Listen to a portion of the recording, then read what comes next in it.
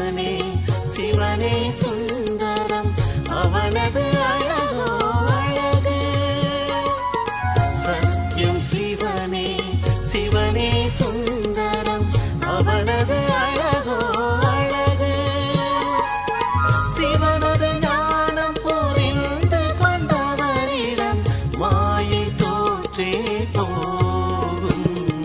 சத்யம் சிவம் சுந்தரம் சத்யம் சிவம். ஓம் சாந்தி. 30/11/2024 காலை முரளி பாப் தாதா மதுபன். இனிமையான குழந்தைகளே, மகன் தந்தையை எடுத்து காட்டுவான். உங்களது மனதின் வழிமுறையை விட்டு ஸ்ரீமத் படி நடந்து செல்லுங்கள். அப்பொழுது தந்தையை நீங்கள் எடுத்து காட்ட முடியும். கேள்வி: எந்த குழந்தைகளை பாபா அவசியம் பாதுகாக்கின்றார்? பதில்: எந்த குழந்தைகள் உண்மையானவர்களாக இருக்கின்றார்களோ அவர்கள் நிச்சயமாக பாதுகாக்கப்படுகின்றார்கள். பாதுகாக்கப்படவில்லை என்றால் உள்ளுக்குள் நிச்சயமாக ஏதேனும் பொய் இருக்கும். படிப்பை தவறவிடுதல், சந்தேகத்தில் வருதல் என்றால் உள்ளுக்குள் நிச்சயமாக ஏதேனும் ஒரு பொய் இருக்கும். அவர்களுக்கு மாயா அடித்து வீழ்த்திவிடும்.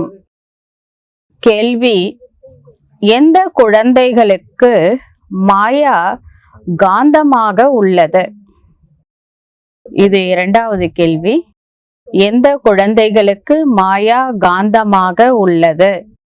பதில்: யார் மாயாவின் அழகினால் கவரப்படுகின்றார்களோ அவர்களுக்கு மாயா காந்தமாக உள்ளது. ஸ்ரீமத் படி நடக்கும் குழந்தைகள் கவர்ச்சிக்கப்பட மாட்டார்கள். ஓம் சாந்தி. ஆன்மீக தந்தை வந்து ஆன்மீக குழந்தைகளுக்கு புரிய வைக்கின்றார். இதையோ குழந்தைகள் நிச்சயம் செய்துள்ளனர். ஆன்மீக தந்தை ஆன்மீக குழந்தைகளாகிய நமக்கு கற்பிக்கின்றார். அதற்காகத்தான் பாடல் உள்ளது. ஆத்மாக்களும் பரமாத்மாவும் வெகு காலமாக பிரிந்து இருந்தனர். மூல வதனத்திலோ தனியாக இருப்பது இல்லை. அங்கோ அனைவரும் சேர்ந்தே இருக்கின்றனர். ஆத்மாவும் பரமாத்மாவும் மூல வதனத்துல சேர்ந்துதான் இருந்தோம். தனியாக இருக்கின்றார்கள் என்றால் நிச்சயமாக ஆத்மாக்கள் அங்கிருந்து பிரிந்து விட்டனர். அதாவது நம்ம வீட்டில இருந்து இந்த பூலோகத்திற்கு நடிப்பதற்காக எப்ப வந்தோமோ அப்ப நாம இறை தந்தையிடமிருந்து பிரிந்து வந்து விட்டோம். இங்கே வந்து அவரவருடைய பாகங்களை அந்தந்த ஆத்மாவுக்கு இந்த பூலோகம் அப்படிங்கிற நாடக மேடையில என்ன வேஷம் கிடைத்திருக்கின்றதோ அந்த வேஷத்தை எடுத்து நடிக்க வந்துள்ளார்கள் அப்படின்னு அர்த்தம். ஒரு வேஷம் முடிச்ச உடனே நெக்ஸ்ட் வேஷம், அப்படியே நாம வீட்டை மறந்தே போயிட்டோம். சத்தோ பிரதானத்திலிருந்து இந்த மாதிரியான பல வேடங்களை தாரணை செய்து இறங்கி இறங்கி தமோ பிரதானமாக ஆகிவிட்டோம். அப்புறமா தான் நம்ம கடவுளை கூப்பிடுறோம், அழைக்கின்றனர். பதித்த பாவனரே வாருங்கள், வந்து எங்களை தூய்மையாக்குங்கள் என்று. பாபாவும் சொல்கின்றார், நான் ஒவ்வொரு 5000 ஆண்டுகளுக்கு பிறகும் வருகின்றேன். இந்த சிருஷ்டியின் சக்கரமே 5000 ஆண்டுகளுடையதுதான். இதற்கு முன் நீங்கள் இதை அறியாமல் இருந்தீர்கள். சிவ் பாபா புரிய வைக்கின்றார் என்றால் நிச்சயமாக யாருடைய சரீரத்தின் மூலமாகத்தான் புரிய வைப்பார். மேல இருந்து அஷரீரி வாக்கு ஒன்றும் வருவது இல்லை. சக்தி அல்லது தூண்டுதலினால் எந்த ஒரு விஷயமும் நடப்பது இல்லை. ஆத்மாவாகிய நீங்கள் ஷரீரத்தில் வந்து உரையாடல் செய்கின்றீர்கள். அதுபோலதான் சிவ தந்தையும் சொல்கின்றார், நானும் சரீரத்தின் மூலமாக கட்டளை தருகின்றேன். பிறகு அதன்படி யார் எந்த அளவுக்கு நடக்கின்றார்களோ அதன் மூலமாக தங்களுக்குத்தான் நன்மை செய்து கொள்கின்றார்கள். ஸ்ரீமத் படி நடக்கின்றார்களோ நடக்கவில்லையோ, ஆசிரியர் சொல்வதை கேட்கின்றார்களோ கேட்கவில்லையோ, அவர்கள் தங்களுக்கு தாங்களே நன்மையையோ தீமையையோ செய்து கொள்கின்றார்கள். பேரண்ட்ஸ் சொல்றாங்க, நல்லா படிங்க, நல்லவங்களா இருங்க, ஒழுக்கமா இருங்க அப்படின்னு பேரண்ட்ஸ் தன்னுடைய கடமைகளை சொல்றாங்க. டீச்சர் சொல்றாங்க, நல்லா படிங்க, நல்ல மார்க் வாங்குங்க. டீச்சர் சொல்ல வேண்டிய கடமையும் சொல்றாங்க. ஆனா நல்லா படிக்கிறதும் நல் ஒழுக்கமாக இருப்பதும் அந்தந்த ஸ்டூடெண்ட்ஸ் கையில தானே இருக்கு.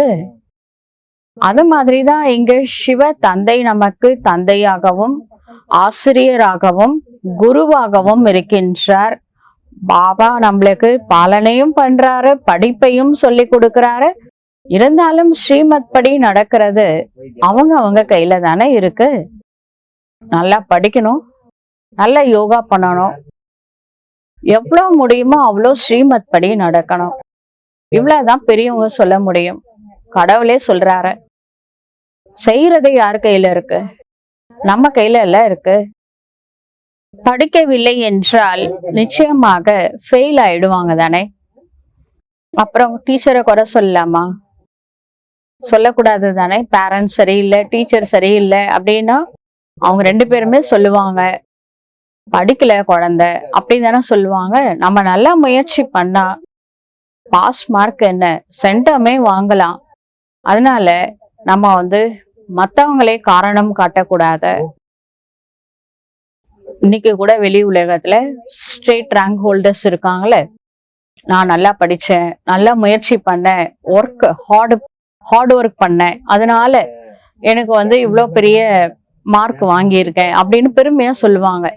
ஃபெயில் ஆனவங்க சொல்லுவாங்க, டீச்சர் சரியில்லை, பேப்பர் திருத்தினவங்க சரியில்லை, சரியா மார்க் போடல, அதனால வேல்யூஷன் சரியில்லை, டீச்சர் சரியில்லை, பேரண்ட்ஸ் சரியில்லை. சரியில்லைன்னு சொன்னா யாரு சரியில்லை? ஒழுங்கா படிக்கல. ஒழுங்கா படிச்சா கண்டிப்பா நிறைய மார்க் வாங்க முடியும். நம்ம கையில தான் விஷயமே இருக்கு, சரிங்களா? அதனால நம்மளுக்கு அருமையான டீச்சர் கிடைச்சிருக்கிறாரு. நம்ம டீச்சர் எல்லாருக்கும் ஒண்ணு போலதான் டீச் பண்றாரு. ஒரே பாடம் தான், ஒரே டீச்சர் தான், ஒரே பேரண்ட்ஸ் தான் பாலனை பண்ணிட்டு இருக்கிறாரு. ஒண்ணு போல பாலனை தான் பண்றாரு, ஒண்ணு போல படிப்பு தான் சொல்லி தராரு.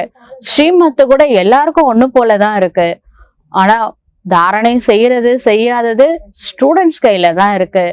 நாம கடைசியில நம்ம யாருக்கும் காரணம் காட்டக்கூடாது. அதனால முன்னாடியே சொல்றாரு, ஒழுங்கா படிக்கலன்னா ஃபெயில் ஆயிடுவீங்க, அதனால கொஞ்சம் கேர்ஃபுல்லா படிங்க, நிறைய மார்க் வாங்கினா பெரிய பதவி கிடைக்கும். இதையும் புரிய வைத்து கொண்டேதான் இருக்கின்றார். சிவ பாபாவிடம் கற்றுக்கொண்டு பிறகு மற்றவர்களுக்கும் கற்றுக் கொடுக்க வேண்டும். தந்தை மகனை வெளிப்படுத்துவார். உலகிய தந்தையின் விஷயம் இது கிடையாது. இவர் ஆன்மீக தந்தை ஆவார். இவர் யாருன்னு காமிக்க முடியாதுல்ல. நம்மளுடைய நடத்தையினாலதான் இவங்களுக்கு டீச் பண்றவர் எப்படிப்பட்டவரா இருப்பாரு அப்படின்னு வெளி உலகம் தெரிஞ்சுக்கும். அப்ப நம்மளுடைய நடை, உடை, பாவனை, முகம் மற்றும் நடத்தையின் மூலமா தான் நம்ம கடவுளை பிரத்யட்சம் பண்ணணும். அதுக்கேத்த மாதிரி நாம நடந்து கொள்ள வேண்டும். இதையும் நீங்கள் புரிந்து கொண்டு இருக்கின்றீர்கள். எந்த அளவுக்கு நாம ஸ்ரீமத் படி நடக்கின்றோமோ அந்த அளவுக்கு நாம ஆஸ்தியை அடைவோம். முழுமையாக நடப்பவர்கள் முழுமையான ஆஸ்தி பெறுவாங்க. நல்ல ஸ்ரீமத் படி நடக்கிறாங்க, அமிர்த வெள்ளை யோகா நல்லா பண்றாங்க, நல்ல கிளாஸ் கேக்குறாங்க அப்படின்னா ஞானத்தை தாரணை கண்டிப்பா பண்ணுவாங்க. ஞானத்தை தாரணை பண்ணிட்டாலே மிகப்பெரிய சேவை அதுலதான் இருக்கு. சதா தன்னை ஆத்மான புரிஞ்சு பாபாவும் நினைக்கிறத விட பெரிய சேவை எதுவும் இல்லை. நம்ம கிட்ட இருந்து பாசிட்டிவ் எனர்ஜி வைப்ரேட் ஆகும். அப்படிப்பட்டவங்களுக்கு உயர்ந்த பதவி அவசியம் இறைவன் கொடுப்பார். அவ்வாறு நடக்காதவங்க உயர்ந்த பதவியை பெற மாட்டார்கள். ஸ்ரீபாபா சொல்றாரு, என்னை நினைவு செய்வீர்களானால் உங்கள் பாவங்கள் நீங்கிவிடும். ராவண ராஜ்யத்தில் உங்களிடம் பாவங்களே அதிகமாக சேர்ந்துள்ளன. விகாரத்தில் செல்வதால் தான் பாவ ஆத்மாவாக ஆகின்றீர்கள். புண்ணிய ஆத்மா மற்றும் பாவ ஆத்மாவாக நிச்சயமாக உள்ளனர். புண்ணிய ஆத்மாவுக்கு முன் பாவ ஆத்மா தலை வணங்குகின்றார்கள். புண்ணிய ஆத்மா எங்க இருக்காங்க? சத்தியுகத்துல. பாவ ஆத்மா எங்க இருக்காங்க? துவாபர கலியுகத்துல. அதனால புண்ணிய ஆத்மாவுடைய சிலை இருக்குல்ல, லட்சுமி நாராயண் பெருமாள் சிலைக்கு முன்பாக இன்றைய மனிதர்கள் போய் தலை வணங்குறாங்க. மனிதர்களுக்கு இது தெரியாத, அதாவது புண்ணிய ஆத்மாக்கள் தான் தேவதைகள். அவங்க தான் பிறகு மறு ஜென்மத்துல வந்து கடைசியில பாவாத்மா ஆயிருக்கிறாங்க அப்படின்ற விஷயம். பேட்டரி டிஸ்சார்ஜ் ஆனதுனால பாவம் செய்ய ஆரம்பிச்சிட்டாங்க. இவர்கள் சத்தோ பிரதானமாக எப்பவுமே புண்ணிய ஆத்மாவாக இருப்பவர்கள் அப்படின்னு நினைக்கிறாங்க. இப்போ லக்ஷ்மி நாராயண் 84 பர்த் எடுக்கிறாங்கன்னா அது சில பேரால ஜீரணமே பண்ண முடியல. இந்த விஷயத்த இந்த சிடி படிக்கட்டு இருக்குல்லையே, அந்த 7 days கோர்ஸ்லயே 5வது நாள் 4வது நாள் அப்படி தெரிஞ்சுக்கிறாங்களா, அடுத்த நாள்ல இருந்து கிளாஸ்க்கே வர்றது இல்லை. இவங்க லக்ஷ்மி நாராயணே கீழே இறக்கிடுறாங்க அப்படின்னு நினைக்கிறாங்க. ஏங்க, நாம உயர்ந்தவங்களா இருந்தோம் அப்படின்றதுக்காக தானே அந்த கிளாஸே இருக்கு.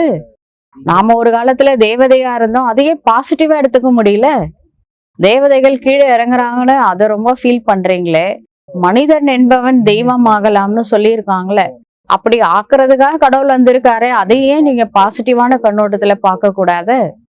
நம்ம கிளாஸ்க்கு வர்றது இல்லைன்னா யாருக்கு லாஸு? அவருக்கா நம்மளுக்கா? அதனால பாபா புரிய வைக்கிறாரு, எல்லாருமே மறுபிறவி எடுத்துதான் ஆகணும். ஒரு வேஷம் முடிச்சு அடுத்த வேஷம் வரும்போது அந்த ஆத்மாவோட எனர்ஜி குறையதானே செய்யும். யார் மேலேயும் தோஷம் இல்ல. இந்த டிராமாவோட சீக்ரெட்டை புரிஞ்சிட்டா தேவ ரகசியத்தை அவசியம் புரிந்து கொள்வீர்கள். புனர்ஜனம் எடுத்து எடுத்துதான் சத்தோ பிரதானத்திலிருந்து தமோ பிரதானம் வரை செல்கின்றார்கள். எப்பொழுதும் முற்றிலும் பாவ ஆத்மாவாக ஆகி விடுகின்றனரோ பிறகுதான் தந்தையை அழைக்கின்றனர். எப்பொழுது புண்ணிய ஆத்மாவாக இருந்தார்களோ அப்பொழுது நினைவு செய்வதற்கான அவசியம் என்பது இருந்திருக்கவில்லை. ஆக இந்த குழந்தைகளாகி நீங்கள் புரிய வைக்க வேண்டும், சேவை செய்ய வேண்டும். பாபாவே அனைவருக்கும் போய் சொல்ல மாட்டாரு.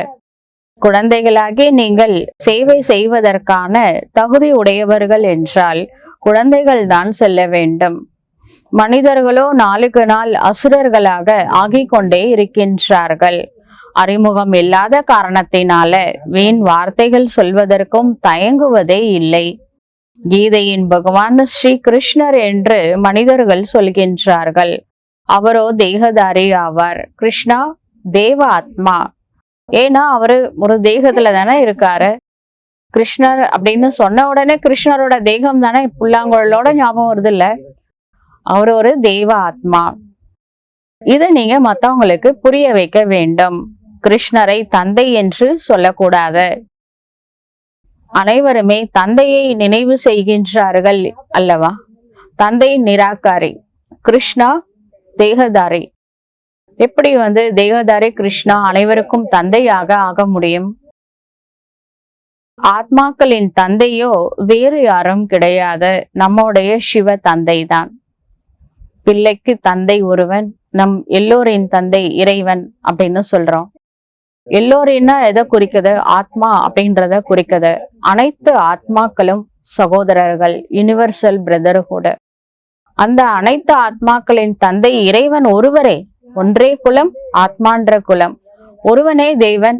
அந்த தெய்வன் சிவ பரமாத்மா. நிராகார தந்தையை நினைவு செய்ய வேண்டும் அப்படின்னு அவரே சொல்றாரு. ஆத்மானு புரிஞ்சு பரமாத்மாவை நினைங்க, அப்பதான் பாவம் போகும். இந்த பிரஜாபிதா பிரம்மா கூட அதை தாங்க சொல்றாரு. பிரம்மா பாபா சாக்கார தந்தை ஆவார். புரிய வைக்கப்படுவதோ அதிகம். அநேகர் முழுமையாக புரிந்து கொள்ளாமல் தலைகீழான வழியை பெற்று காட்டில் போய்கொண்டே இருக்கின்றார்கள். பாபாவோ சொர்க்கத்திற்கு செல்வதற்கான வழி சொல்கின்றார். சிலர் ஞானத்தை கேட்டு கூட நரகத்துக்கு போறாங்க. அவர் என்ன செய்வார்? இருந்தாலும் காட்டுக்கு சென்று விடுகின்றனர். சாதாரண காடா, சுடுகாடு. அதுல இருந்துதான் ஆத்மாவுக்கு உயிர் பிச்சை கொடுத்தாரு. நடைப்பிணமா இருந்தோம். திரும்பவும் அந்த சுடுகாட்டுக்கு போலாமா? பயமா இல்லையா? பாபா புரிய வைக்கிறாரு. உங்களை அந்த சுடுகாட்டுக்கு அழைத்து செல்லக்கூடியவன் ராவணன் தான். திரும்பவும் பாடி கான்சியஸ்னா இங்க இருந்து செத்துட்டா சுடுகாடுதான். இதுக்கு கூட்டிட்டு போறதே யாரு? உயிரோட சுடுகாட்டுக்கு கூட்டிட்டு போறதே யாரு? இந்த ராவணன் பண்ற வேலை. நீங்கள் மாயாவிடம் தோற்று போகின்றீர்கள். அப்பதான் ராவணன் இழுத்துட்டு போறாரு. மாயாட்ட நீங்க ஜெயிச்சுட்டா ராவணன் கிட்டேயே நெருங்க முடியாது. வழியை மறந்து விடுகின்றீர்கள் என்றால் பிறகு அந்த காட்டின் முள்ளாகவே ஆகிவிடுகின்றீர்கள். அவர்கள் பிறகு சொர்க்கத்திற்கு தாமதமாக வருவார்கள். கடைசி வரைக்கும், அதாவது போர்க்களத்துல வெற்றி அடைந்தா நல்ல விஷயம்தான். போர்க்களத்துல செத்தே போயிட்டாங்க அப்படின்னா அது வீர மரணம் அப்படின்னு சொல்றாங்க. அவங்களுக்கு வீர சொர்க்கம் இருக்கு. சாதாரண சொர்க்கம் இல்ல, வீர சொர்க்கம். அப்படின்னா என்ன அர்த்தம்னா திரேதாயுகம் இருக்கு. போராடுங்க. பாஸா ஃபெயிலான்னு பாத்திரலாம். நாமளாச்சு மாயாவாச்சு. ஜெயிச்சா சத்தியுகம், தோத்தா திரேதாயுகம். ஆனா மனசு மட்டும் உடையாம பாத்துக்கோங்க. அதுதான் ரொம்ப முக்கியம். கடவுள் அதான் எதிர்பார்க்கிறாரு. குழந்தைங்க கஷ்டப்படக்கூடாது, சந்தோஷமா இருக்கணும். முடிஞ்ச வரைக்கும் போராடுங்க. முடியலையா பரவாயில்லைங்க, திரேதாயுகம் கொடுத்துட்றேன், மனசு உடையாம பாத்துக்கோங்க அப்படின்னு சொல்றாரு. இங்கே வந்திருப்பதே சொர்க்கத்துக்கு போறதுக்குதான். புருஷார்த்தம் செய்வதற்காக திரேதாயுகத்தையும் கூட சொர்க்கம் அப்படின்னு சொல்ல முடியாது. வரதான் வரீங்க, பிகேவும் ஆயாச்சு, ஸ்ரீமத் படி நடக்க ஆரம்பிச்சிட்டீங்க, முயற்சி தான் பண்றீங்க. இவ்வளோ வந்தாச்சு, இன்னும் கொஞ்சம் தான் முயற்சி பண்ணா சத்தியத்துக்கு வந்துடலாம். திரேதாயுகத்தை சொர்க்கம்னு சொல்ல முடியாது. 25% அந்த வேல்யூ குறைஞ்சிடும் சத்தியுகத்துல விட திரேதாயுகத்துல. அதனால அவங்களாம் ஃபெயில் ஆயிட்டாங்க, அவங்களதான் அங்க அனுப்புவாங்க. அதனால தயவு செஞ்சு சத்தியுகத்துக்கு வாங்க, நல்ல முயற்சி பண்ணுங்க. டீச்சர் ரெக்வெஸ்ட் பண்றாரு. தந்தையாகிய விளங்கக்கூடிய சிவ தந்தையும் உங்களுக்கு அன்பான வேண்டுகோள் விடுவிக்கிறாரு. பாஸ் ஆயிடுங்க. நிறைய மார்க் வாங்கி பாஸ் ஆகுங்க. சத்தியுகத்துல தேவதை ஆயிடலாம். நீங்கள் இங்கே வந்திருப்பதே பழைய உலகத்தை விட்டு புது உலகம் செல்வதற்காக. திரேதாவை புது உலகம் என்று சொல்ல மாட்டார்கள். ஃபெயில் ஆனவங்க தான் அங்க போவாங்க திரேதாயுகத்துக்கு. ஏனென்றால் வழியை சரியான முறையில் அவர்கள் பிடித்து கொள்ளவில்லை. நம்ம பயணம் சமதள பாதை கிடையாது. இந்த சினிமாலாம் காமிக்கிற மாதிரி ரோஸ் பெட்டல்ஸ் எல்லாம் போட்டு வருக வருகன்னு யாரும் வரவேற்க போறது கிடையாது. நம்ம இந்த புருஷோத்தம சங்கமயுக பிராமணர்களுடைய பாதை மலை மேல ஏறக்கூடிய பயணம். அதுல ஏற்றம் இறக்கம் இருந்தே தீரும். மலை மேல ஏறிட்டு இருக்கிறோம். நம்மளுக்கு பாதுகாப்பு ஒன்னே ஒண்ணு, அந்த கயிறு மட்டும்தான், ஸ்ரீமத் அப்படின்ற கயிறு. அதை விட்டுட்டோம், கடவுளே நினைச்சாலும் காப்பாற்ற முடியாது. மேல கீழே போயிட்டே தான் இருக்கும். ஆனா கயிறை மட்டும் விட்டுறாதீங்க.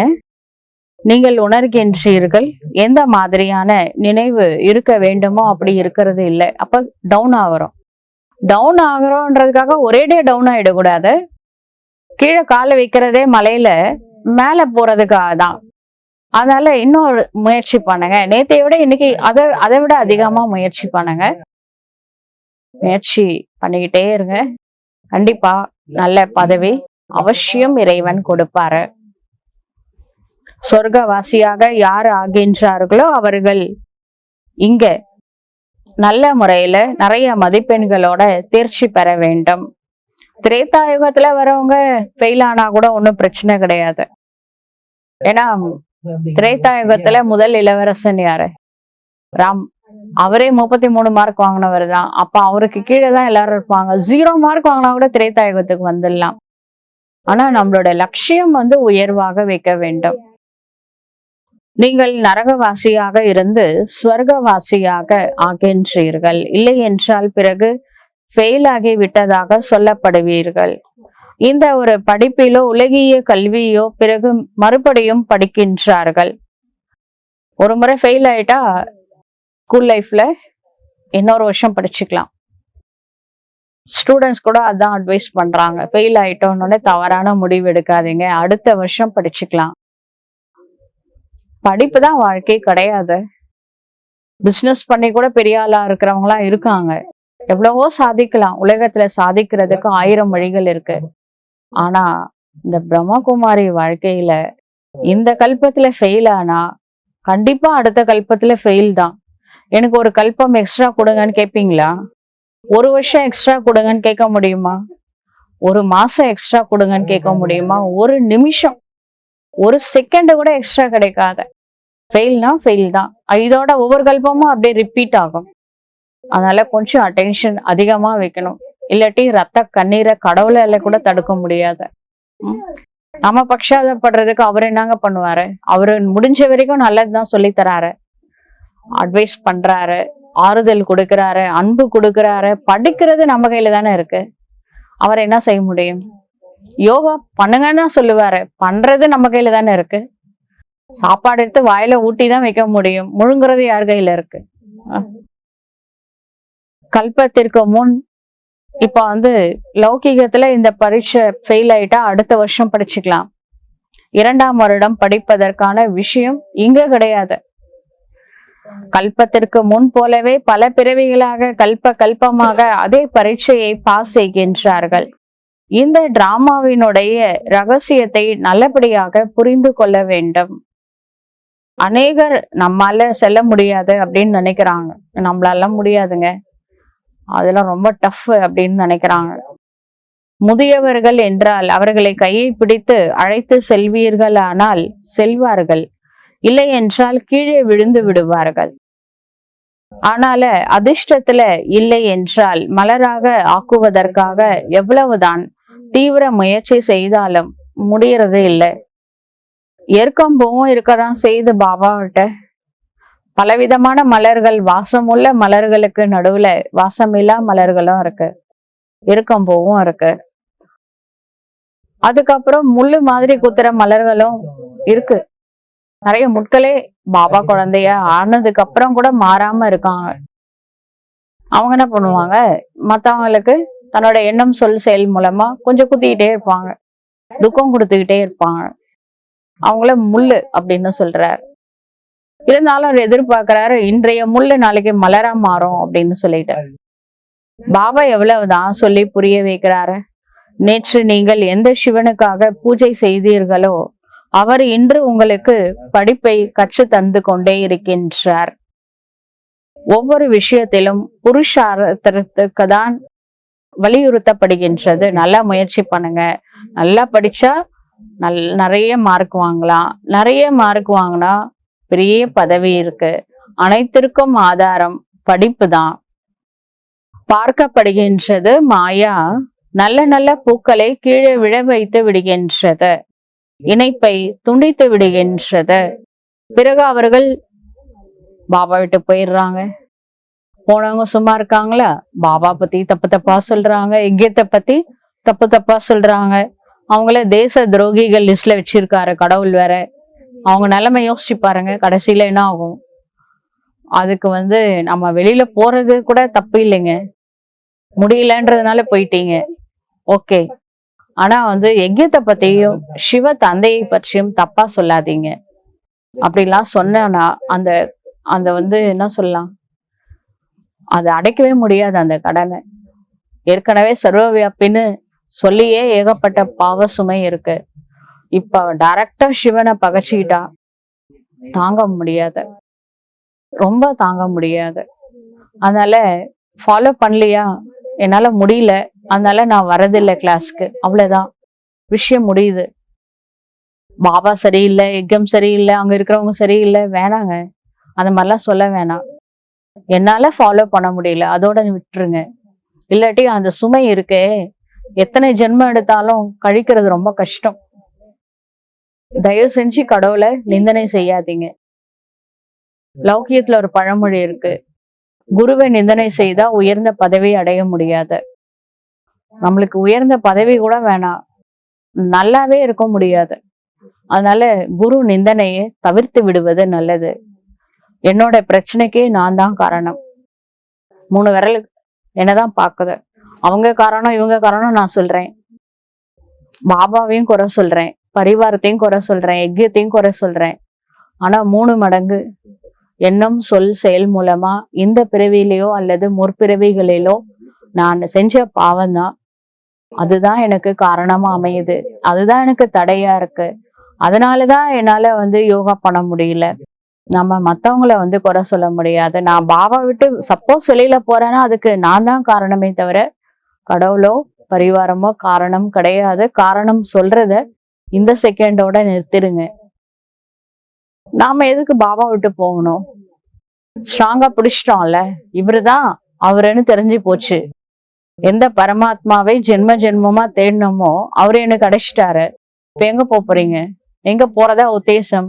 எந்த மூலையில போனாலும் இந்த ராவண ராஜ்யத்துல எங்க நிம்மதியாவே இருக்க முடியாது, சந்தோஷமாவே இருக்க முடியாது. பாபாட்ட இருந்தா இன்னைக்கு ஒரு பிரச்சனை இருந்தா கூட நாளைக்கு அது கார் மேகம் போல விலகிடும். அந்த பிரச்சனைக்கே காரணம் நான் ஏதோ முற்பிறவில செஞ்ச பாவமா தான் இருக்கும். அது சரி பண்ணி கொடுப்பாரு, அதுக்குள்ள அவசரப்படலாமா? கொஞ்சம் வெயிட் பண்ணுங்க. ஒரு ராஜ்யத்தை விட்டு வேறொரு ராஜ்யத்துக்கு போறவங்களதான் தேச துரோகிகள் என்று அழைக்கப்படுகின்றார்கள். பாபா கூட சொல்றாரு, ஏன் குழந்தை ஆனதுக்கு அப்புறமா நீ மாயாட்ட எப்படி போலாம் கேட்பாரு தானே.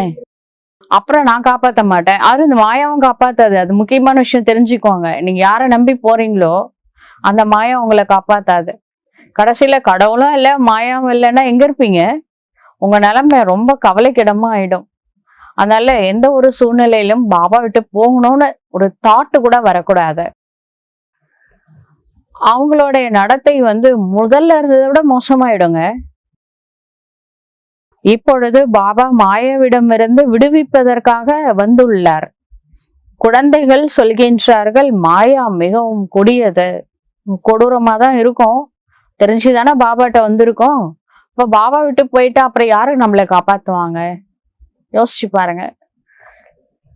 ஆனா மாயா என்ன பண்ணது, திடீர்னு அன்பு கொடுக்குது. மாயாவுடைய அன்பு அது குழியில பறிச்சு தள்ளுற வரைக்கும் தான். நீங்க கீழே விழுந்துட்டுங்க குழியில, அதுக்கு ஒரே சந்தோஷம். யானையே பிடிக்கிறதுக்காக குழி தோண்டி வச்சிருப்பாங்க. அது மேல நல்ல நல்ல இளம் தளிர் இலைகள்லாம் இருக்கிற மாதிரி கிளைகளை உடைச்சி போட்டிருப்பாங்க. அதை நம்பி அந்த யானையை கீழே மரம் இருக்கே அப்படின்னு நம்பி போய் உள்ள விழுந்துரும். குழியில விழுந்தா அது மேல ஏறி வர முடியாதுங்க, மாட்டிக்கும். அத மாதிரி மாயா அங்கங்க குழி பறிச்சு வச்சிருக்கு, மேல இலையெல்லாம் போட்டு வச்சிருக்கு, ஆசைகளை எல்லாம் காமிக்குது. ஆசைகளே துன்பத்திற்கு காரணம். அதனால தெரியாம போய் என்ன பண்ணிடாதீங்க, குழியில விழுந்துடாதீங்க. யாருமே காப்பாத்த, மகாரத்திய கூட குழி பறிச்சு வச்சிருக்கு மாயா. அதனால ரொம்ப கேர்ஃபுல்லா இருங்க. விழுந்துட்டா மாயா சந்தோஷப்படும். அதுக்கப்புறம் பாருங்க மாயா ட்ரீட்மெண்ட் வேற லெவல்ல இருக்கும். இப்ப பாபாவும் ஹெல்ப் பண்ண மாட்டாரு, இது தேவையா? அதனால மாயா குழி பறிச்சு வச்சிருக்குன்னா கேர்ஃபுல்லா நடங்க. ரொம்ப கேர்ஃபுல்லா இருக்கணும் பிராமண வாழ்க்கை அப்படிங்கிறது.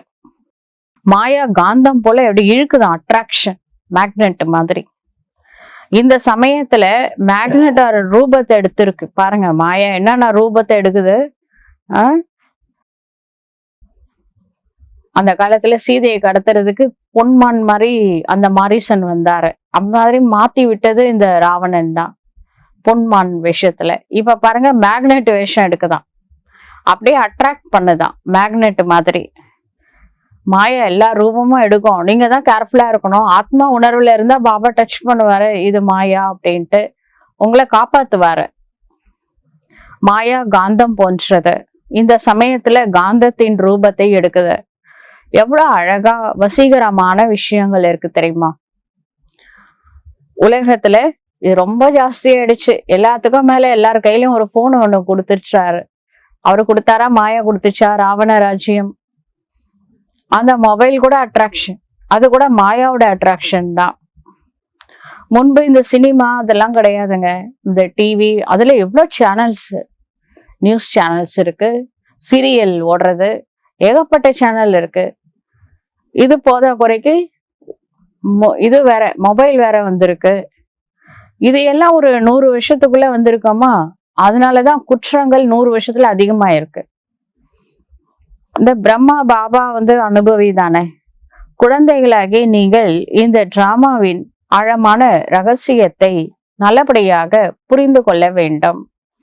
ஒவ்வொரு விஷயமும் மிக சரியாக விதிக்கப்பட்டுள்ளது. எல்லாமே அக்யூரேட்டா நடந்துட்டு இருக்கு டிராமால.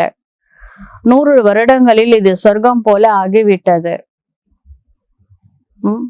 உலகமே சொர்க்கம் நினைச்சிட்டு இருக்காங்க. எதிர்ப்புக்காக புரிய வைக்கப்படுகின்றது. இப்பொழுது சொர்க்கம் விரைவிலேயே வரப்போகிறது. ஒரிஜினல் சொர்க்கம் இனிமேதான் வரப்போகுது. அறிவியலும் அதிகம் பயன்படுகின்றது. இதுவும் அதிக சுகம் கொடுப்பதாகவும் இருக்கின்றது இல்லையா? அந்த சுகம் நிரந்தரமானதாக ஆக வேண்டும். அதற்காக இந்த பழைய உலகத்தின் விநாசமும் ஆக வேண்டும்.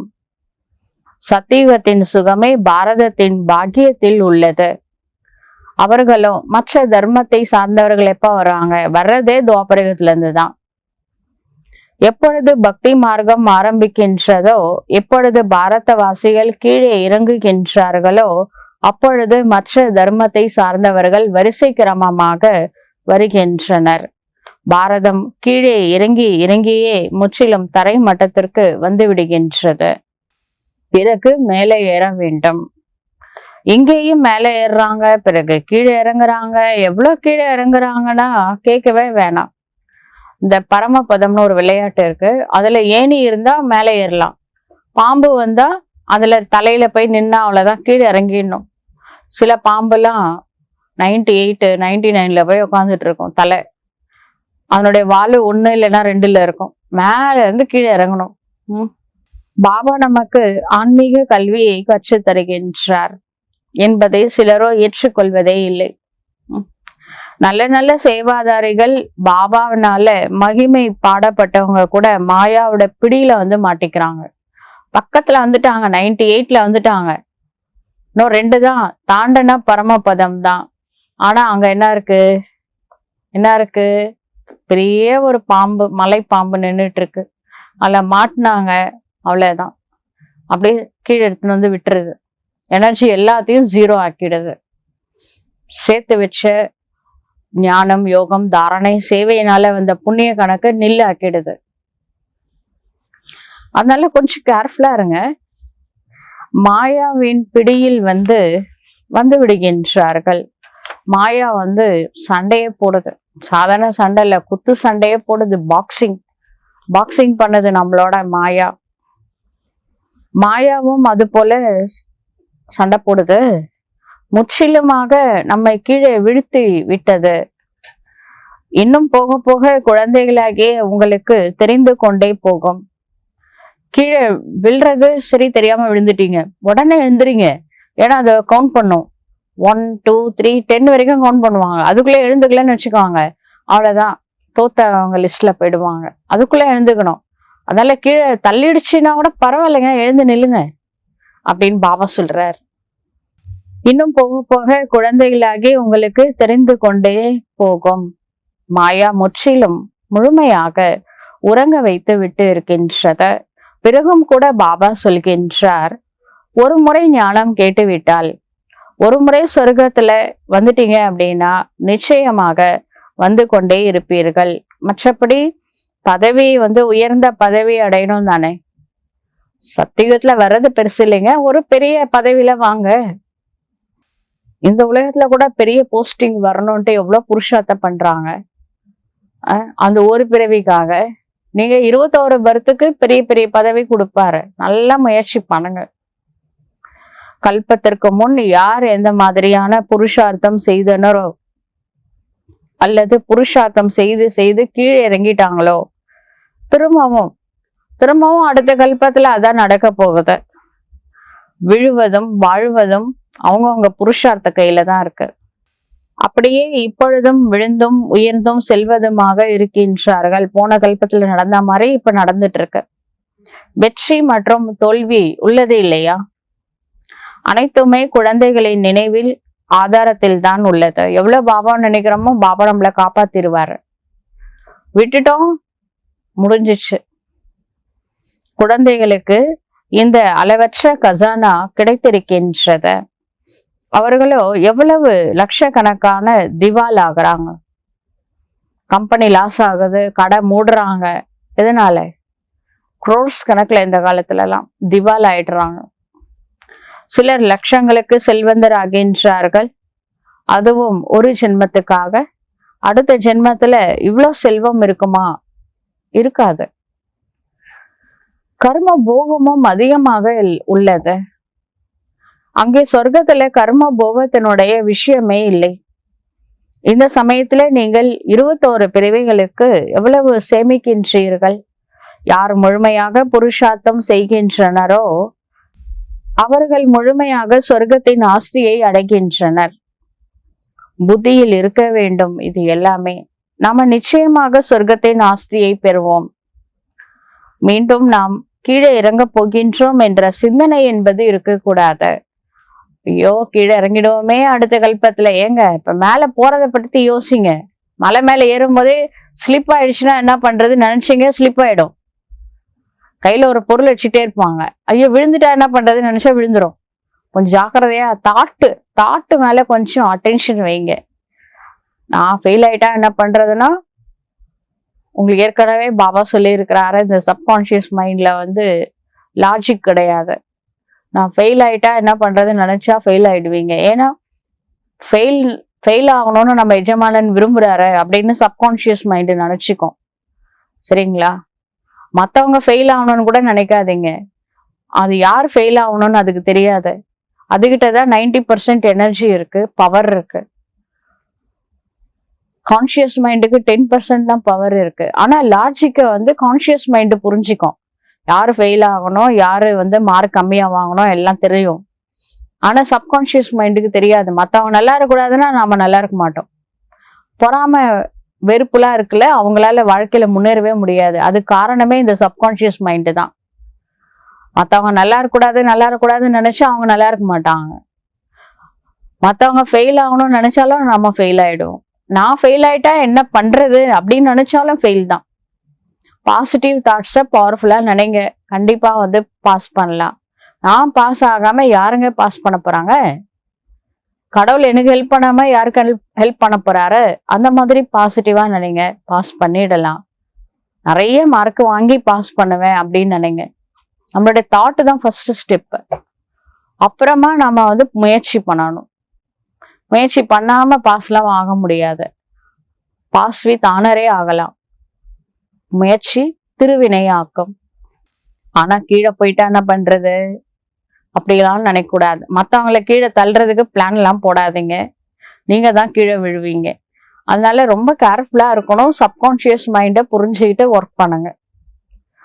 மீண்டும் நாம கீழே இறங்க போறோமோ அடுத்த கல்பத்துல இறங்கும் போது இறங்கிக்கலாம். இப்ப எதுக்கு அதுல இன்னும் ஏறிய சிகரத்தை தொடல, அதுக்குள்ள இறங்குறத பத்தி எதுக்குங்க யோசிக்கிறீங்க? இவர் அனைவரை காட்டிலும் அதிகமாக கீழே இறங்குபவர். இப்போது மீண்டும் மேலேறி பாருங்க. எல்லாத்தோட ஃபாஸ்டா கீழே இறங்குனது பிரம்மா பாபா தான். தெரியுமா உங்களுக்கு? இப்ப பாருங்க, மேலே ஏறி நம்பர் 1 ஆயிட்டார்ல. அதர்குமாரா புருஷார்த்தம் பண்ணாரு. யோசிங்க. ஏன் நம்மளால முடியாதா? முடியும். மனம் இருந்தால் மார்க்கம் உண்டு. தானாகவே புருஷார்த்தம் நடைபெற்று கொண்டே உள்ளது. பாபா புரிய வைக்கின்றார். பாருங்க, மாயா எவ்வளவு சக்தி வாய்ந்ததாக உள்ளது. மனிதர்களுக்குள்ள எவ்வளவு அஞ்ஞானம் நிரம்பி இருக்கின்றது. அஞ்ஞானத்தின் காரணத்தினால கடவுளையே சர்வவியாபின்னு சொன்னவங்க தானே இந்த மனுஷங்க. பாரதம் எவ்வளவு முதல் தரமானதாக இருந்தது அதை நீங்க புரிஞ்சுக்கிட்டீங்க. நாம இது போலதான் இருந்தோம், இப்ப மீண்டும் ஆகிக் கொண்டே இருக்கின்றோம். இந்த தேவதைகளுக்கு எவ்வளோ மகிமை இருக்கு. ஆனால் குழந்தைகளாகி உங்களை தவிர இந்த மகிமை வேற யாருமே அறிந்து கொள்ளவே இல்லை. நீங்கள் தான் அறிவீர்கள். எல்லையற்ற தந்தையாகிய ஞான கடல் வந்து நமக்கு கல்வியை கற்று தருகின்றார். பிறகும் மாயா அநேகரை சந்தேகத்தில் கொண்டு வந்து விடுகின்றது. பொய் கபடம் ஜாஸ்தி. சில பேர் உள்ள ஒண்ணு வெளியில ஒண்ணு ஆக்ஷன் பண்றாங்க. பாபா சொல்லி கூட விடல. அதனால பாபா சொல்றாரு, உங்களுடைய உண்மையான சார்ட்டை எழுதுங்க. ஆனால் தேக அபிமானத்தின் காரணத்தினால உண்மையை சொல்றதே இல்லை. எப்படிங்க சார்ட் எழுதுறது? 24 மணி நேரத்துல அரை மணி நேரம் தான் நினைச்சேன்னு எழுதுறான். பாபா என்ன நினைப்பாரு அப்படின்னு நினைச்சுக்கிட்டு எழுதுறதே இல்லை. நீங்க அந்த அரை மணி நேரம் யோகா பண்ணதே பெரிய விஷயம் தாங்க. 5 நிமிஷம் பண்ணாலும் 5 நிமிஷம் பண்ணேன்னு எழுதுங்க. அடுத்த நாள் 10 நிமிஷம் ஆக்குவாரு. அடுத்த நாள் 1/2 hour யோகா பண்ண வைப்பாரு. அதனால எதுவா இருந்தாலும் உண்மையை கடவுளுக்கு சொல்லுங்க. எழுத படிக்க தெரியாதவங்க மனசால சொல்லலாம், பாபா நான் இன்னைக்கு உன்னை நினைக்கவே இல்லைன்னு சொல்லுங்க. ஓப்பனா ஹெல்ப் பண்ணுவாரு. அம்மாவா இருக்காரு இன்னும் கூட. இல்லை என்றால் அதிக தண்டனை பெற நேரிடும். தர்மராஜ் ஆயிட்டாருன்னா அப்புறம் யாரையும் ஒண்ணுமே பண்ண முடியாது, காப்பாற்ற முடியாது. அதனால இப்ப அப்பா அம்மா டீச்சர் சத்துகுருவா இருக்கும் போதே யூஸ் பண்ணிக்கோங்க. கர்ப்ப ஜெயில வேற தண்டனை இருக்கு. பாவ செயலை மீண்டும் செய்ய மாட்டோம் என உறுதி அளிக்கின்றார்கள். எப்படி யாருக்காவது அடி கிடைச்சாலும் இது போல மன்னிப்பு கேட்கிறாங்க. மத்தவங்க கஷ்டப்படுறது பாக்குறாங்களே, ஐயோ நான் அதெல்லாம் செய்யக்கூடாதுன்னு நினைக்கிறாங்க, திரும்பவும் தப்பு செய்யறாங்க. தண்டனை கிடைக்கும் பொழுதும் இப்படி சொல்றாங்க. அவங்களுக்கே உடம்பு சரியில்லைன்னா, ஐயோ நான் யோகா சரியா பண்ணல, இனிமே நல்லா யோகா பண்ணணும், நல்ல புருஷார்த்தம் பண்ணணும்னு நினைக்கிறாங்க. இப்ப குழந்தைகளாகி நீங்கள் மாயாவின் ராஜ்யம் எப்பொழுதிலிருந்து ஆரம்பமானது என்று புரிந்து கொண்டு இருக்கின்றீர்கள். பாவம் செய்து கொண்டே உள்ளனர். பாபா பார்க்கின்றார், இவரு இவ்வளவு இனிமையிலும் மென்மையான பாபா நினைக்கிற மாதிரி ஆகலையேன்னு பாக்குறாரு. பாபா எவ்வளவு மென்மையானவர், எவ்வளவு ஸ்வீட் ஆனவர். ஸ்ரீ பாபா அப்படிதானே, ரொம்ப ஸ்வீட். குழந்தைகளை போல நடந்து கொள்கின்றார். ஏனென்றால் டிராமாவின் படி நடந்து கொண்டே இருக்கின்றார்கள். எல்லாமே டிராமால பிக்ஸ் ஆயிருக்கு.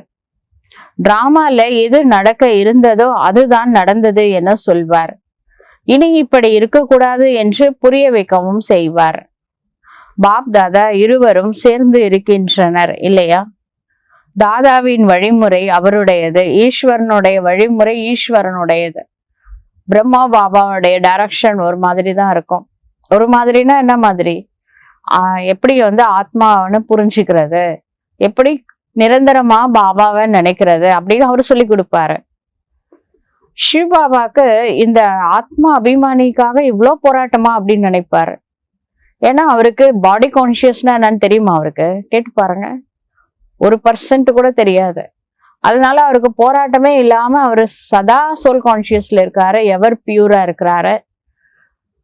ஆனா பிரம்மா பாபா பாருங்க, கீழே முதல்ல இறங்குனதே அவரு தான், முதல்ல ஏற போறதும் அவரு தான், அது வேற விஷயம். இருந்தாலும் அவரு பிளஸ் மைனஸ் ரெண்டுமே தெரியும். ஸ்ரீ பாபாவுக்கு மைனஸ் தெரியாது. 5 விகாரம்னா என்னன்னு கேட்டு பாருங்க, ஒண்ணுமே தெரியாது. குழந்தையும் தெய்வமும் குணத்தால் ஒன்று. இதனாலதான் விகாரம்னா என்னன்னு தெரியாது. அந்த விகாரத்தை வெற்றி அடைந்தவர் யாருன்னா பிரம்மா பாபா. அதனால ஏதாவது உங்களுக்கு பிராக்டிக்கல் சிச்சுவேஷன், பிராக்டிக்கல் ப்ராப்ளம்ஸ் ஏதாவது இருந்தா பிரம்மா பாபாட்ட கேளுங்க அப்படின்னு ஸ்ரீ பாபாவே சொல்றாரு. ஏன்னா அவருக்கு கோவம்னா என்னன்னு தெரியாது, கவலை என்னன்னு தெரியாது. இந்த விஷயம் எல்லாம் தெரிஞ்சு அதை மாத்திக்கிட்டவர் யாரு? பிரம்மா பாபா. ஸ்வீட் ஆனார்ல, எல்லாத்தையும் தாண்டி தானே வந்திருக்காரு. அவர்கிட்ட கேட்டா சில விஷயம் பிரம்மா பாபா புரிய வைப்பாரு. பிராக்டிக்கலா லைஃபை கிராஸ் பண்ணவர் அவர் தான். ஆனா எல்லாமே டிராமா படிதாங்க நடக்குது. டிராமால எது நடக்க இருந்ததோ அதுதான் நடக்கும். இனி இப்படி இருக்கக்கூடாது அப்படின்னு புரிய வைக்கவும் செய்யறாரு. பாப் தாதா இருவரும் சேர்ந்து இருக்கின்றார்கள் அல்லவா. தாதாவினுடைய வழிமுறை நல்ல அவர் அம்மா மாதிரி புரிய வைப்பாரு. ஸ்ரீபாபா அப்பா டீச்சர் சத்துகுரு, அம்மா பிரம்மா பாபா. இந்த வழிமுறையை யாரு தர்றாங்க அப்படின்றத கூட கொஞ்சம் புரிஞ்சுக்கோங்க. பிரம்மா பாபாவும் தாயும் தந்தையுமா இருக்கிறாரு, ஸ்ரீபாபாவும் தாயும் தந்தையுமா இருக்கிறாரு. ஆண் உடல்ல இருந்தாலும் தந்தையோட பிரஜாபிதா பிரம்மா பாபான்னு தானே சொல்றோம். தந்தையோட அன்பு இருந்தாலும் குப்தமான தாய் அவர்தான். எக்கிய தாய் பிரம்மா பாபா தான். தாயினுடைய அன்பு, முதல் அன்பு பிரம்மா பாபாட்டு இருந்துதான் கிடைக்கும். இவரும் கூட தந்தை தான் இல்லையா. தந்தை சொல்வதையோ ஏற்றுக்கொள்ள தானே வேண்டும். சில சமயம் பிரம்மா பாபா பேசினா நான் ஸ்ரீபாபா சொல்றதா கேட்பான்லாம் சொல்லக்கூடாது. ஏன்னா நாராயண் ஆறுதுக்காக அவரு பட்ட கஷ்டம் அவருதான் தெரியும் இல்லையா. சோல் கான்சியஸ் கொண்டுட்டு வர்றதுக்காக அவர் எவ்வளவு புருஷார்த்தம் பண்ணாரு, போராடினாரு. ஸ்ரீபாபாக்கு தெரியுமா அப்படின்னா என்னன்னு அவரு தெரியாதுல்ல. அவரோட விஷயம் வேற, பிரம்மா பாபாவோட விஷயம் வேற. ஆனா ரெண்டு பேரையும் ஃபாலோ பண்ணணும். நிராகாரி ஆகிறதுல ஸ்ரீபாபாவையும், அதுக்கப்புறம் ஃபரிஷ்டா ஆகிறதுல பிரம்மா பாபாவையும் பின்பற்ற வேண்டும். பாபா யாரு, ரொம்ப பெரியவர். அது பிரம்மா பாபா சொல்றாரு. ஸ்ரீபாபா தான் சொல்றாருன்னு நினைச்சுக்கோங்க. திடீர்னு பிரம்மா பாபா சொல்லிட்டாரு அப்படின்னு நினைச்சா சில பேர் சொல்லுவாங்க, அவர் சொல்றதை நான் ஏன் கேட்கணும், எனக்கும் சிவனுக்கும் டைரக்ட் கனெக்ஷன் இருக்கு.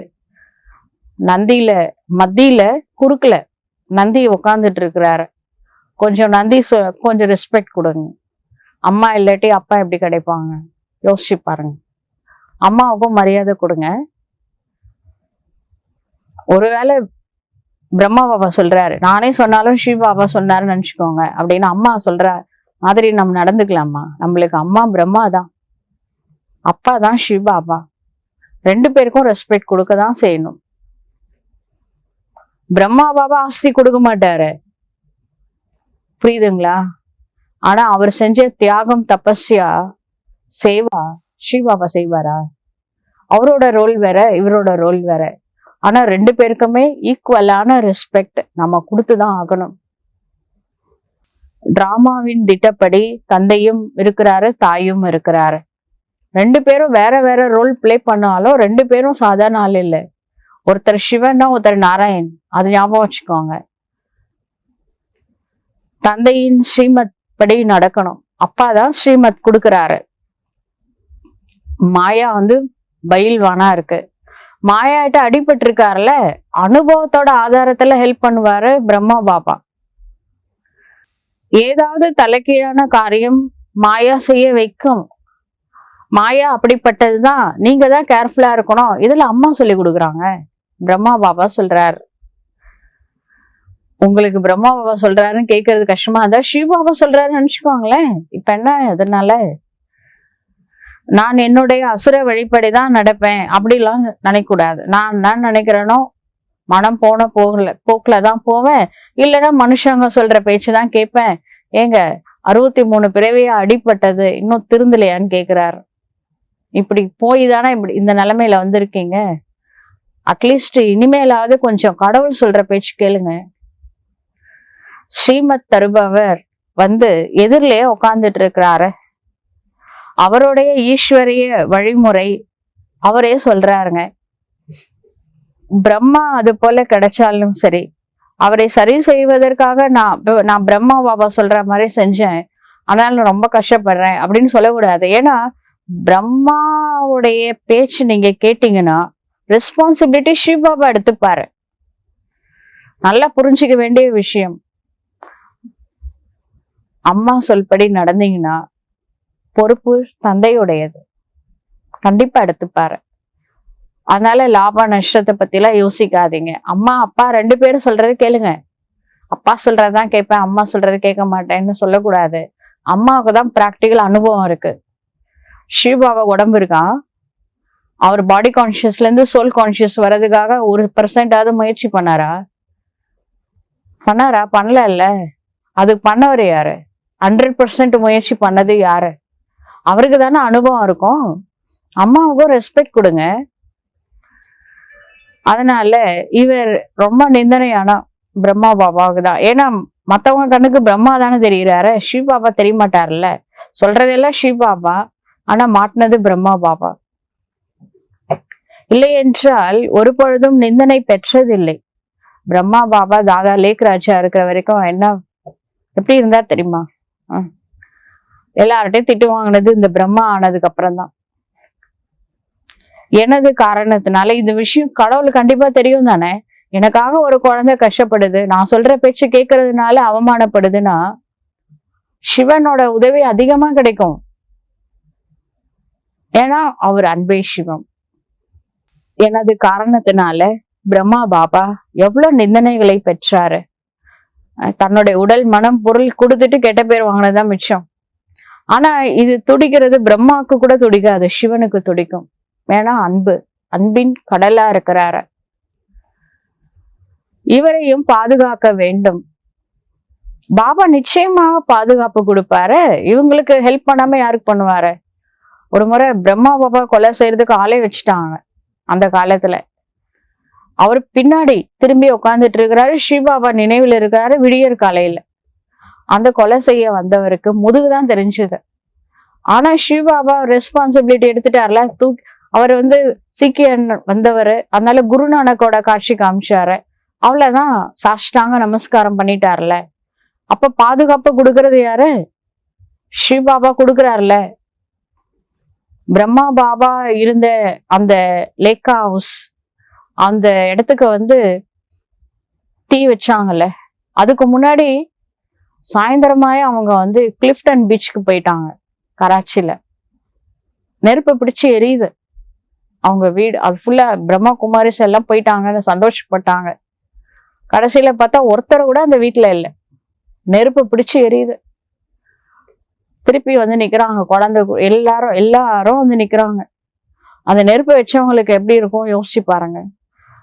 பிரம்மா பாபா ஒரு மந்திரவாதின்னு அப்பதான் முடிவு பண்ணிட்டு அதுல இருந்து கிட்டே நெருங்குறது இல்லை. அதுவும் ஒரு இதுல நல்லதுதான், கெட்டதுலயும் நன்மை இருக்குல்ல. தீமையை கூட நல்லதா மாத்தி விட்டுட்டார்ல. அதுக்கப்புறம் அந்த எதிர்ப்பு குழு கிட்டே வராது, அவ்வளவுதான், முடிச்சுட்டாங்க அவங்க வேலையை. அது வரைக்கும் எதிர்ப்பு பண்ணிக்கிட்டே இருந்தாங்க. அதனால இந்த இயக்கம் ஸ்ரீபாபாவுடையது. பிரம்மா பாபா கூட டைரக்ஷன் கொடுக்கறது ஸ்ரீபாபா தான். அவருக்கு திரிகால தரிசி இல்ல. யார் எங்க என்ன பண்றாங்க, பிளான் பண்றாங்க எல்லாம் அவருக்கு தெரியும். அவர் குழந்தைய அவர் பாதுகாக்கலைன்னா யாரு பாதுகாக்க போறாரு? எவ்வளவு உண்மையா நடந்துக்கிறாங்களோ அவங்களுக்கு தாங்க பாதுகாப்பு. ஒரு கண்டிஷனோட சொல்றாரு, எங்கிட்ட ஓப்பனா இருக்கணும். தப்பே செஞ்சா கூட செஞ்சுட்டேன்னு ஓப்பனா சொல்லுங்க, நான் உங்களுக்கு ப்ரொடெக்ஷன் பண்றேன் அப்படின்னு சொல்றாரு. பொய்யானவங்களுக்கு எல்லாம் பாதுகாப்பு கிடையாதுங்க. அவங்களுக்கு தண்டனை பிக்ஸ் ஆயிடுது. அதாவது சிவபாபாட்ட ஓப்பனா இருக்கணும். பொய்க்கு ரெண்டு அர்த்தம் இருக்கு. ஒண்ணு பாடி கான்சியஸ், சோல் கான்சியஸ்ல இருந்தா 100% பாதுகாப்பு. பாடி கான்சியஸ்ல இருந்தா கேரண்டி சொல்ல முடியாது. ஆனா ஒரு லெட்டர் எழுதுங்க, பாபா நான் தவறு செஞ்சுட்டேன் அப்படின்னு உண்மையா இருந்தீங்கன்னா பாதுகாப்பு கொடுப்பாரு. அதனால பாபா புரிய வைக்கிறாரு, மாயாவோ ஒரேடியா மூக்க பிடிச்சு இழுத்துட்டு போகுது. நாம என்ன பண்றது யோசிச்சு பாருங்க. குழந்தைகள் தாங்களே உணர்கின்றார்கள் மாயா விழுங்கி விட்டது. மாயிட்ட மாட்டினா டிஸ்சார்ஜ் பேட்டரி தான். அப்புறம் படிப்பு கிளாஸ்க்கு வர முடியாது, கட் ஆகுது. பாபா சொல்றாரு, பாபா தரக்கூடிய கல்வியை அவசியம் படிக்க வேண்டும். நல்லது. யாராவது ஒருவரின் தோஷமா கூட இருக்கட்டுமே, இதுல ஒருவர் எப்படி செய்யறாரோ வருங்காலத்துல அதை அடைய போறாரு. அதனால உலகம் மாறிக்கிட்டே இருக்குங்க. ஒருத்தவங்க சரியில்லைன்னா நீங்க உங்க பாக்கியத்தை விடுறீங்க, அவங்க சரியில்லைன்னா அவங்க கர்ம கணக்குக்கு நான் பாத்துக்கிறேன், நீங்க சரியா இருங்க. மாயா அப்படி குத்தி விடுத, குஷியே இருக்க விடுறது கிடையாது. தப்பு செஞ்சுட்டா மனசாட்சி குத்தம் இல்ல, அதனால சந்தோஷமா இருக்க மாட்டாங்க. பாபா என்ன நடக்குது அப்படின்னே தெரியலையே அப்படின்லாம் சில பேர் கதறாங்களாம். யுத்த மைதானத்தில் இருப்பவர்கள் யாராவது எதிரிகள் அடி கொடுத்து விடக்கூடாதே என்று மிகவும் எச்சரிக்கையாக இருக்கின்றார்கள். நம்ம வாழ்க்கை யுத்த மைதானம் தான், ரொம்ப கேர்ஃபுல்லா இருக்கணும் இல்ல. அதுக்கேத்த மாதிரி பிறகும் கூட அதிக பலசாலியாக இருந்தா மத்தவங்களை விழித்து விடுவார்கள். ஸ்ட்ராங்கா இருங்க, கேர்ஃபுல்லா இருக்கணும். நல்லா ஸ்ட்ராங்கா இருக்கணும். மாயா உங்களை நெருங்க கூடாது. பிறகு அடுத்த இப்ப யுத்தம் முடிஞ்சிச்சுன்னா, இன்னைக்கு இப்ப மகாபாரத போர் வந்து 18 நாள் தொடர்ந்துச்சு. சாயந்தரம் ஆயிட்டதுக்கு அப்புறம் யுத்தம் க்ளோஸ் பண்ணிடுவாங்க. இதோட அடுத்த நாள் யுத்தம் அப்படின்னு அனௌன்ஸ் பண்ணிடுவாங்க. அதோட முடிஞ்சிடும் அந்த யுத்தம் அன்றைய நாள். நம்மளுக்கு 18 நாள் அது. இது நம்மளுக்கு வாழ்நாள் ஃபுல்லா யுத்தம் தான். அதனால நம்ம கேர்ஃபுல்லா இருக்கணும். இந்த மாயாவின் யுத்தம் கடைசி வரை நடந்து கொண்டே இருக்கும். மேல கீழே ஆயிட்டு தாங்க இருக்கும். அதனால ஓப்பனா இருந்துட்டு போயிட்டே இருங்க. கீழே விழுந்தா விழுந்துட்டேன்னு சொல்லுங்க, பாபா ஹெல்ப் பண்ணுவாரு. அம்மாவாவும் இருக்கிறாருல, தாயும் மாணவனாக இருக்கிறாரு, தந்தையாக இருக்கிறாரு. வைத்தீஸ்வரன் யுத்தத்துல பிரச்சனைனா சொல்லுங்க, வைத்தியம் கூட பாக்குறேன் அப்படின்றாரு. அப்புறம் என்னதான் அவரு சொல்றது? அநேக குழந்தைகள் உண்மையை சொல்ல மாட்டேங்கிறாங்க. தனது சுய கௌரவம் பற்றி அதிக பயம் இருக்கோ, நம்மள பாபா என்ன நினைச்சிடுவாரோ அப்படின்னு பயப்படுறாங்க. இப்ப உண்மையை சொல்லாம இருந்தா என்ன நினைப்பாரு? தெரியாம இருந்தா பரவாயில்ல, அவருக்கு தான் எல்லாம் தெரியும்ல. ஓப்பனா சொல்லுங்க, லெட்டர் எழுதுங்க பாபாவுக்கு. பாபாவுக்கும் நம்மளுக்கு என்னதுக்கு சுய கௌரவம் இருக்கு? உண்மையா இருங்க. எதையும் இப்ப பாபா என்ன பெரம்பச்சு அடிக்க போறது இல்லை. அது தர்மராஜ் புரியல, அப்புறம் பாத்துக்கலாம். இப்ப ஓப்பனா இருங்க பாபா கிட்ட. அம்மாவா நினைச்சுக்கோங்க, அப்பாவா நினைச்சுக்கோங்க. உண்மையை சொல்லுங்க. பாபா என்ன சொல்லுவாரோ தெரியலையே, அப்பதான் விலக ஆரம்பிக்கிறாங்க. இந்த விலகல் எங்க போய் முடியுது பாத்தீங்கல்ல? எதுவரை உண்மையை சொல்லவில்லையோ அதுவரை முன்னேற முடியாது. திரௌபதி கூட கிருஷ்ணரை உடனே கூப்பிடல, அது சுயமா ட்ரை பண்ணிச்சு, முடியல. அதுக்கப்புறம் தான் திரௌபதி என்ன பண்ணாங்க, பாண்டவர்களுக்கு ஹெல்ப்புக்கு கூப்பிட்டாங்க. அவங்களும் யாரும் வரல. பீஷ்மரை கூப்பிட்டு பார்த்தாங்க, துரோணாச்சாரியரை கூப்பிட்டாங்க, கர்ணனை கூட கூப்பிட்டாங்க. எல்லாரையும் கூப்பிட்டு முடியலன்ற கடைசி பட்சத்துலதான் கிருஷ்ணரே ஞாபகத்துல வந்தாரு. அது முதலே வந்திருந்தா இவ்வளவு துக்கம் வந்திருக்காதுல்ல. எந்தவா இருந்தாலும் ஏன் ஓப்பனா சொல்லக்கூடாது? முதல்ல ஏன் சொல்லக்கூடாது கடவுளுக்கு? நீங்க ஏன் என்ன வந்து டிஸ்டன்ஸ்ல வச்சிருக்கீங்க அப்படின்னு கேக்குறாரு. அவரோட உங்களுக்கு யாரு ஹெல்ப் பண்ண போறாங்க? முதல்ல சொல்லுங்க. இல்லைன்னா அது வரைக்கும் மனசுல அரிச்சுக்கிட்டே இருக்கும். துக்கம், கில்ட்டி கான்சியஸ் கொன்னுடும். அதனால எதுவா இருந்தாலும் ஓப்பனா பாபாட்ட சொல்லி மனசை ஃப்ரீ பண்ணிக்கோங்க. குற்ற உணர்வுல எவ்வளவு நாள் வாழ முடியும்? வேணாம், அதை எழுதி கொடுத்துருங்க. அது அதிகரிச்சுட்டே போகும் சொல்லாத வரைக்கும். தாங்களாகவே உண்மையை ஒரு பொழுதும் சொல்வதில்லை. சொல்லக்கூடாதுன்னு முடிவு பண்ணிட்டீங்க. நாமளும் ட்ரீட்மெண்ட் பண்ண முடியாதே. சொல்லாத வரைக்கும், கிருஷ்ணான்னு கூப்பிடாத வரைக்கும் கிருஷ்ணர் வரவே இல்லையே. வேடிக்கை தான் பார்த்துட்டு இருக்கிறாரு. அங்க என்ன நடக்குதுன்னு அவருக்கு தெரியும். வந்தாரா? வரலையே. எப்ப கூப்பிட்டாங்களோ அதுக்கப்புறம் தானே ஹெல்ப் உடனே கிடைக்குது இல்ல, அடுத்த செகண்ட் ஹெல்ப் கிடைச்சது இல்ல. அது மாதிரி நம்மளுக்கு ஹெல்ப் பண்ணக்கூடியது கடவுள் தாங்க. ஏன் நீங்க உண்மையை சொல்லக்கூடாது கடவுளுக்கு? என்ன பயம்? என்ன செஞ்சிடுவாரு? தாயும் நீயே தந்தையும் நீயே தானே சொன்னீங்க. ஓப்பனா இருங்க. அத அவர் எதிர்பார்க்கிறாரு. எங்கேயாவது இருவர் சேர்ந்தாங்கன்னா இவங்க பாபாட்ட சொல்வாரானால் நாமும் சொல்லலாம் அப்படின்னு வேற. இதுல மாயா அவ்வளவு கொடூரமா இருக்கு பாருங்க. புரிய வைக்கப்படுகின்றது. அதாவது பாருங்க, மத்தவங்க சொல்றாங்களோ இல்லையோ, நீங்க சொல்லுங்க. உங்க விஷயத்த நீங்க சொல்லுங்க. நீங்க கிளியர் ஆயிடுவீங்க. பாபாக்கு லெட்டர் எழுதுங்க. நீங்க லெட்டர் பாக்ஸ்ல போடுறதுக்கு சங்கோச்சப்பட்டீங்கன்னா கிழிச்சு போட்டுருங்க. எழுதுங்க. மனசுல இருக்கிறது எழுதுங்க, கிழிங்க. எழுதி எழுதி கிழிக்கிறாங்கன்னு சொல்லுவாங்களே, கிழிங்க, பரவாயில்ல. பேப்பர் வேஸ்ட் ஆனா பரவாயில்ல. மனசுல வந்து மன பாரத்தை பண்ணிக்கிறதுக்கு பதிலா பேப்பர்ல பாரத்தை இறக்குங்க. லெட்டர் எழுதுங்க. அதிர்ஷ்டத்துல உயர்ந்த பதவி இல்லைன்னா எவ்வளவு சொன்னாலும் லெட்டர் எழுத மாட்டாங்க. நம்ம வைத்தீஸ்வரன் இருக்காரே, அவர்கிட்ட மறைச்சிடுவாங்க. மறைக்கிறதுனால நோய் அதிகமாகும். எழுதி வச்சுக்கோங்க. எவ்வளவு கடவுள்கிட்ட சொல்லாம மறைச்சு மறைச்சு சிப்பாத்தே சிப்பு ஹோ ஜாயிங்க, ஆளே இல்லாம போயிடுவீங்க. கொஞ்சம் ஓப்பனா இருங்க அப்படின்னு கடவுள் சொல்றார். லௌகிகத்திலே ஈஸ்வரன் வந்து வைத்தியம் பார்க்கறதுக்கும் வந்திருக்கிறாரு. இன்னொன்னு வந்து ராவணோட ஜெயில இருந்து சீதைகளை மீட்பதற்காகவும் வக்கீலா வந்திருக்கிறாரு. பக்தியில சொல்லுவாங்க, வக்கீல்கிட்டையும் டாக்டர்கிட்டையும் உண்மையை மறைக்க கூடாது, எதுவா இருந்தாலும் ஓப்பனா சொல்லணும்.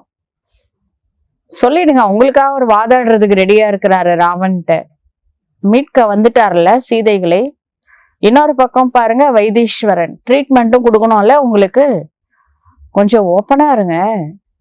இப்போ பாபாட்ட சொன்னீங்கன்னா 10 பேருக்கு போய் சொல்ல போறாரு அவரு. எதுக்கு பயம் பாபாட்ட சொல்றதுக்கு? எதுவா இருந்தாலும் இம்மிடியட்டா சொல்லிடுங்க. ரொம்ப நேரம் வச்சு அப்புறம் நைட்டு 10 மணிக்கு லெட்டர் எழுதணும்னு காலையில 10 மணிக்கு நடந்த விஷயத்த நைட்டு 10 மணி வரைக்கும் கூட எதுக்கு மனசுல வைக்கணும்? 10 மணிக்கே சொல்லிடுங்க, காலையிலேயே சொல்லிடுங்க. எதுவா இருந்தாலும் இம்மிடியட்டா சொல்லிடுங்க. அவங்க மனசை எது பாரமாக்குதோ ஒரு லெட்டர் எழுதிடுங்க. மாயா ரொம்ப கொடுமையானது. அவங்களோட அதிர்ஷ்டத்துல இல்லைன்னா டாக்டர்கிட்ட மறைச்சிடுறாங்க. மறைக்கிறதுனால நோய் குணமாகாது, எழுதி வச்சுக்கோங்க. எவ்வளவு மறைக்கின்றார்களோ அவ்வளோ கீழே விழுந்துகிட்டே இருப்பாங்க. பூதங்களோ அனைவரிட்டும் இருக்குதானே. எதுவரை கர்மா தீர்த்த நிலை ஏற்படவில்லையோ அதுவரை குற்றமான பார்வையும் விடுவதும் கிடையாது. அனைத்திலும் பெரிய வியாதி காம விகாரத்தினால வர்றதுதான். அநேகர் இதுல விழுந்துடுறாங்க. பாபா அடிக்கடி புரிய வைக்கிறாரு, சிவ தந்தையை தவிர எனக்கு வேற யாரும் கிடையாது. எந்த ஒரு தேகதாரியையும் நினைவு செய்யக்கூடாது. எவ்வளவு முறையே சொல்லியிருக்காரு முரளியில. அநேகரும் அப்படி பக்காவா இருக்காங்க. அப்படிப்பட்ட குழந்தைங்களும் கடவுளுக்கு இருக்காங்க. எல்லாரும் வந்து அப்படி இல்லை, ஸ்ட்ராங்கான குழந்தைங்களும் கடவுளுக்கு இருக்காங்க. ஒரு பொழுதும் தேகதாரையை நினைக்காதீங்க. பத்தி விரத்தா ஸ்திரீ எப்படி இருப்பாங்க? கணவனே கண் கண்ட தெய்வம். உங்களுக்கு பத்தியே பரமேஸ்வரனே பத்தியா கிடைச்சிருக்காரு. நச்சுணையாவது நமச்சிவாயமே அப்படின்னு சொல்றீங்க. நமச்சிவாயமே உங்களுக்கு துணைவனா கிடைச்சிருக்கிறாரு. அந்த துணைவர்களை எப்ப கிளம்புவாங்கன்னு சொல்ல முடியாது. ஆனா இவரு நிரந்தரமான துணைவன். யூஸ் பண்ணுங்க, எதையும் மறைக்காதீங்க. பத்தி விரத்தா ஸ்திரீ இருக்கிறாங்க இல்லையா, அவங்களுக்கு தீய புத்தி இருக்காது. அவங்க ஹஸ்பண்ட் கிட்ட ஓப்பனா இருப்பாங்களே, எதுவா இருந்தாலும் ஓப்பனா இருப்பாங்க. நெகட்டிவா அவங்க நினைக்க மாட்டாங்க. திருஷ்டி வெளியில போகாது. அது போல நம்மளுடைய திருஷ்டி, விருத்தி, புத்தி, சங்கல்பம் எதுவுமே வந்து வெளியில அட்ராக்ட் ஆயிடாம இருந்தா உண்மையான பத்தி விரத்தான்னு நம்மள கூட சொல்லிக்கலாம். சத்தி விரத்தா, பத்தி விரத்தா, ஒரு பரமேஸ்வரன் தான் உண்மையான பத்தி. அதுல இருந்தீங்கன்னா உங்களுக்கு பாதுகாப்பு அவரு கொடுப்பாரு. பத்தி விரதா ஃபாலோ பண்ணுங்க. மற்ற விரதம் இருக்கிறீங்களோ இல்லையே, இந்த விரதம் இருங்க. எனக்கு ஒரு சிபாபாவை தவிர வேற யாரும் இல்லை. நல்லது. இனிமையிலும் இனிமையான தேடி கண்டுபிடிக்கப்பட்ட செல்ல குழந்தைகளுக்கு தாயும் தந்தையும் ஆகிய பாப் தாதாவின் அன்பு நினைவு மற்றும் காலை வணக்கம். ஆன்மீக குழந்தைகளுக்கு ஆன்மீக தந்தையின் நமஸ்தே. ஆன்மீக தந்தைக்கு ஆன்மீக குழந்தைகளின் நமஸ்காரம். தாரணைக்கான முக்கிய சாரம். ஃபர்ஸ்ட் பாயிண்ட், நமக்கு படிப்பு சொல்லி தரக்கூடியவர் ஸ்வயம் ஞான கடலாகிய எல்லையற்ற தந்தை ஆவார். இதுல ஒரு பொழுதும் அவர் மீது சந்தேகம் வரவே கூடாது. பொய் கபடத்தை விட்டு தன்னுடைய உண்மையிலும் உண்மையான சார்ட் வைக்க வேண்டும். தேக அபிமானத்தில் வந்து ஒரு பொழுதும் தேச துரோகி போல ஆகிவிடக்கூடாது. செகண்ட் பாயிண்ட், டிராமாவை புத்தியில் வைத்து பாபாவுக்கு சமமாக மிக மிக இனிமையானவராகவும் மென்மையானவராகவும் இருக்க வேண்டும். தனது அகங்காரத்தை காட்டக்கூடாது. தனது வழிமுறையை மன்மத்து பரமத்து இதெல்லாம் விட்டுருங்க. ஒரு ஈஸ்வரன் காட்டக்கூடிய உயர்வான வழியான ஸ்ரீமத் படி நடக்க வேண்டும். வரதானம், ஒரு தந்தையினுடைய அன்புல, அன்பே சிவம்னு சொல்றோம், அந்த இறை தந்தையின் அன்பில் மூழ்கி இருந்து லவ்லின் அவஸ்தால இருந்து இலக்கை சென்று அடையக்கூடிய அனைத்து கவர்ச்சிகளில் இருந்தும் விடுபட்டவர் ஆகுக. பாப் தாதா குழந்தைகளை தங்களுடைய அன்பு மற்றும் சகயோகம் என்ற மடியில அமர வைத்து இலக்கை நோக்கி அழைத்து சென்று கொண்டிருக்கின்றார். இந்த மார்க்கம் உழைப்பதற்கான மார்க்கம் அல்ல. பக்தியில ரொம்ப உழைச்சிட்டீங்களே, வாங்க நம்ம மடியில உட்காந்துக்கோங்கன்னு பாப் தாதா கூப்பிடுறாரு. அவரே கூட்டிட்டு போறாரு. தாய் தந்தையோட மடியில உக்காந்துருங்க, பாபா மேல கூட்டிட்டு போறாரு. இது கஷ்டப்பட்டு உழைப்பதற்கான மார்க்கம் அல்ல. ஆனால் நெடுஞ்சாலையில போறதுக்கு பதிலா சந்துகள்ல நுழைஞ்சிங்க, குறுக்கு வழியில போய் அந்த இலக்கை அடையலான்னு போனீங்க, அங்கேயே ஒரு முட்டிக்கிட்டு நிக்க வேண்டியதுதான். நேர் வழியில வாங்க, நெடுஞ்சாலையில வாங்க, ஹைவேல போகணும். இந்த குறுக்கு சந்துல நுழைஞ்சி கடைசியில எங்க போய் சேர போறீங்க? நெடுஞ்சாலைக்கு பதிலாக சந்துகளில் செல்கின்றீர்களோ அல்லது செல்ல வேண்டிய இலக்கை கடந்து முன்னால் சென்று விடுவீர்களோ, அப்பொழுது திரும்பி வருவதற்கான உழைப்பு செய்ய வேண்டியதாக உள்ளது. உழைப்பிலிருந்து தப்பிப்பதற்கான சாதனம் என்ன தெரியுமா?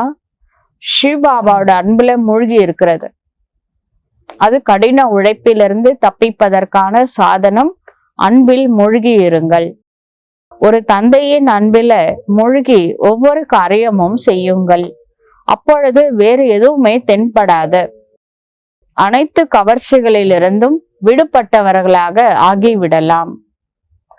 ஸ்லோகன் சொல்றாரு, தன்னுடைய அதிர்ஷ்டத்தின் அனுபவத்தை முகம் மற்றும் நடத்தையின் மூலமாக காண்பியுங்கள்.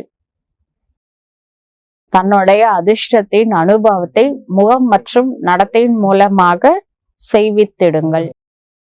நல்லது.